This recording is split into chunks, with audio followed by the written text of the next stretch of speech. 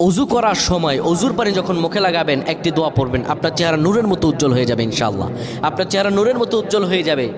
চেহারা থেকে ব্রণ, মেস্তা, কালো দাগ সহ যাবতীয় সমস্যাগুলো আল্লাহ তাআলা দূর করে দিবেন এবং আপনার রিজিকে বরকত হবে ইনশাআল্লাহ।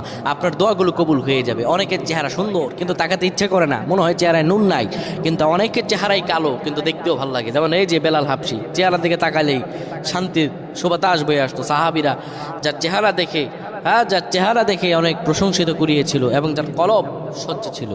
প্রিয় ভাইরা আমার, অজু যখন আপনি করবেন, অজুর পানিতে যখন আপনার চেহারা ভিজাবেন, তখন অজুর পানিতে আপনি এই দোয়াটা 3 বার পরে, দুরূদ শরীফ 3 বার পরে ফু দিবেন।